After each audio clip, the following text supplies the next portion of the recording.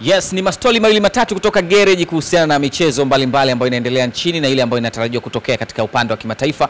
Na kuhusu vilabu vya Tanzania, Mnyama kaondoka alfajiri ya leo, wakati Yanga tayari alishatua na training yake ya kwanza alishaifanya toka jana. Mambo yanaendelea kule nchini Nigeria. Simba akielekea Mali kwa ajili ya kuumana na Stade Malien kule nchini Mali. Bwana, kwanza vipi ndugu yangu? Shwari?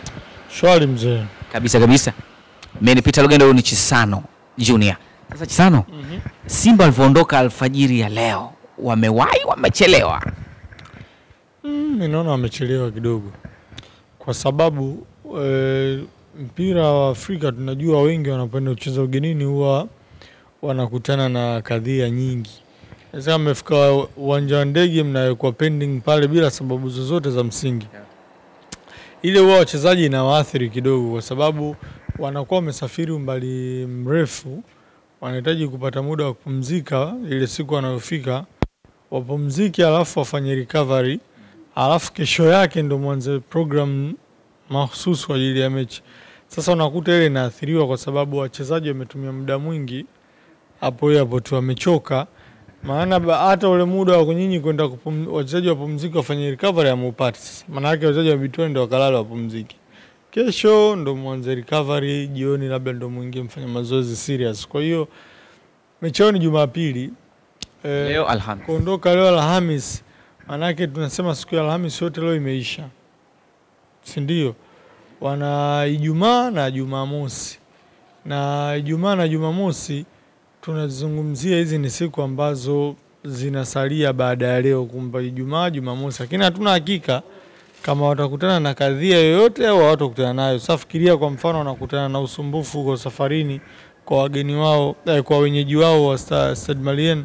Kwa hiyo mimi nafikiri walipaswa waondoke angalau siku moja au mbili kabla. Ingawa sasa na wao inategemea kwa hali walionayo wanajionaje. Kama wanajiona wana uwezo wa kwenda na wakashinda kwa hizo siku mbili, sawa, ni wao, lakini kiuhalisia kama wangeweza kutabiri yanayotokea mbele, wangewapaswa kwenda mapema zaidi ya sasa. Wanakwenda kucheza mchezo ambao watu tayari wana walau alama na ambao wameipatia ugenini kwa timu yenye historia. Inaleta picha gani kwa wachezaji wa Simba kwamba wanakwenda kuface mchezo namna gani? Mchezo anaoenda kukutana nao ndio inawezekana ikatokea naambia Sterling amekufa na picha limeisha. Kwa maana ya kwamba Simba akipoteza hiyo mechi, mimi binafsi kuamini kwamba atafuzu. Umesahau ya Vipers? Ya Vipers walipoteza mechi moja tu, afu nyingine walitoa draw na Horoya Gini, wakarudi hapa wakafungwa 3-0 na Raja Casablanca. Ila kuna mechi ya ugenini pia walipigwa. Baada ya hapo walienda walimfunga Vipers nyumbani na ugenini. Sasa uhalisia wa mambo ulivyo, sasa hivi mambo yamebadilika. Sasa hivi mechi ya kwanza walipoteza nyumbani, alafu wanaenda ugenini. Wakishindwa kupata hata sare au ushindi, wakifungwa, hapana, hesabu ngumu. Kwa nini unajua? Kwa sababu baada ya hapo Simba ana mechi za back to back na Esperance Sportive de Tunis, ambaye sasa hivi naye anatafuta pointi 3 kutoka kwa Petro. Maana yake ni kwamba Esperance Sportive de Tunis wanataka kupata mahesabu yao mazuri sasa hivi mwanzoni, kwa sababu anajua timu zikishaenda AFCON baada hapo watu watasajili, wataongeza nguvu kwenye vikosi, inawezekana ikaja kuwa hali ngumu baadaye. Kwa hiyo wanachokifanya watu, hizi mechi mbili za kwanza kabla ya kupisha AFCON, hizi ndizo mechi mbili ambazo watu wanazitolea macho. Na ndio maana hata Ahli umeona mwenyewe kwenye mashindano msimu huu, mechi yake ya kwanza kaanza na gia ya juu, kampiga mtu 4, kampiga JS Kabylie chuma 4. Ni kwa sababu anajua huyu ninayekutana naye sasa hivi sio huyu tutakutana naye baada ya AFCON. Mambo yanakuwa yashabadilika. Kwa hiyo maana nasema Simba hii mechi dhidi ya Stade Malien wahakikisha wanashinda. Ikishindikana basi watoe sare, lakini matokeo yanayotakiwa kwa kipaumbele ni Simba amfunge Stade Malien ili naye aweze kubalance hesabu yake ya kupoteza alama zake 3 hapa nyumbani dhidi ya Petro Atletico. Sasa ulivyoitazama Malien na mechi yake dhidi ya Esperance, ni mfumo gani wa Simba unaweza kuwa rafiki kucheza nao? Simba mimi naamini wakicheza kwenye mfumo ambao utawafanya wawe na viungo wengi katikati inaweza ikawasaidia, kwa sababu wale Stade Malien ni timu ambazo zina wachezaji wenye uwezo wa kukimbia, wanacheza direct sana. Sasa kama timu za direct mara nyingi inaweza ikawa na viungo wawili, wakizidi sana watatu. Yaani wakizidi sana watatu. Tena mara nyingi inakuwa viungo wawili, kuna kiungo mkabaji alafu kuna kiungo ambaye anasaidia timu kukaba na kucheza. Alafu kuna kuwa na kiungo mshambuliaji ambaye huyo ndo anaweza akawa anashuka mara chache kuja kuisaidia timu.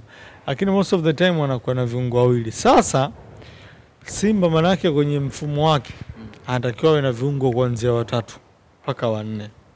Katikati. Ikiwezekana hata watano, lakini piga huwa Simba anatakiwa na viungo kuanzia watatu na kuendelea kwenye hiyo mechi. Simba wana viungo wengi, ni yupi na yupi ambao kwa aina ya mpinzani wanaweza kuwa ni bora zaidi kuanza au kucheza kwenye mechi hiyo na kuwapa manufaa Simba? Mimi kwa maoni yangu ingekuwa ndo napanga timu kwenye midfield, ningeanza na Nabi Kamara na Yusuf Kagoma. Kagoma piga sana viatu hao jamaa, kwa sababu wale wako tafu. Afrika Magharibi wengi wana ubavu, kwa hiyo cheza nao tafu. Alafu Nabi Kamara utamsaidia Kagoma kwanza kwenye kukaba, kwa sababu wakishamjua Kagoma ndo anakanyaga, watakuwa wanaama upande anaocheza Kagoma, wanapita njia nyingine sana. Nabi Kamara utakuwa backup ya Kagoma. Lakini tukiwa tuna mpira sisi Simba, wewe Nabi Kamara ndo utaipushi timu kwenda juu. Kagoma hana kasi kama wewe, Nabi Kamara una kasi kuliko Kagoma. Passing ability ya Nabi Kamara ni kubwa, alafu yuko flexible na nyumbulika. Kwa hiyo yule anawaambia bwana wewe, timu ikiwa na mpira rudi nyuma umsaidie Yusuf. Timu ikiwa na mpira tu, wewe saidia mashambulizi, muunge safu nzuri ya ushambuliaji, wewe ukishirikiana na kiungo mshambuliaji. Alafu ningekuwa na kiungo mshambuliaji pale Jean-Charles Ahoua aanze hiyo mechi kwanza. Alafu kijana Morris Abraham ningemwambia anzia bench. Hii mechi inataka watu kwanza wenye ubavu. Unapopata nafasi ya kuisoma ile mechi dakika 15 za kwanza, mwalimu anajua hii mechi inahitaji kitu cha aina gani. Na ndio maana walimu wanaweza kwenye sabu akawa kwenye benchi lake pale kuna watu wamewaandaa wataingia. Alafu mechi alivyoiona akaona hii mechi huyo imfai acheze, walimu na kuweka benchi. Kwa hata hii mechi Simba wafanye kadri wanavyoweza kwenye maandalizi yao ya mchezo, mazoezini wa train kwa viungo watatu, alafu baadaye waje kuiangalia uwanjani inawalipa. Kama haiwalipi wawe na unyumbulikaji na wao, game plan inaweza kubadilika. Kama mwalimu ataanza na strikers, maana yake acheze kwenye 4-3-3, mshambuliaji atakuwa ni Mpanzu, na mshambuliaji mwingine atakuwa Jonathan Soa. Huku kwingine huko atajua yeye kama Kibu acheze asicheze, haya kama Mutale haya. Lakini ubavu mmoja anahitaji mtu mwenye kasi, ubavu mwingine anahitaji mtu mwenye kasi na uwezo wa kufunga.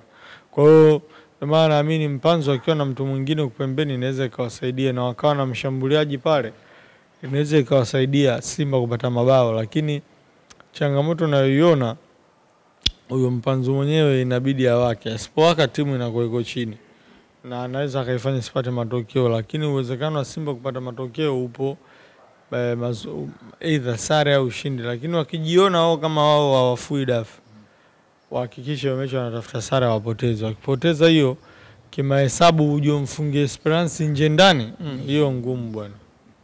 Kampigie kwao hapo uje mchape na Benjamin Mkapa. Yaani hiyo ni ngumu kweli kweli. Yule hawezi kukubali kufungwa hivyo. Alafu pia profile ya timu yao ni timu yenye mafanikio Afrika kuliko timu zetu za hapa Tanzania. Yes bwana, huo ulikuwa ni upande wa Wekundu wa Msimbazi. Simba yapo mengi ya kuzungumzwa mechi ya Jumapili, lakini wakati huu kidogo tuzungumze pia kuhusiana na watoto wa Jangwani ambao kesho Ijumaa watakuwa uwanjani.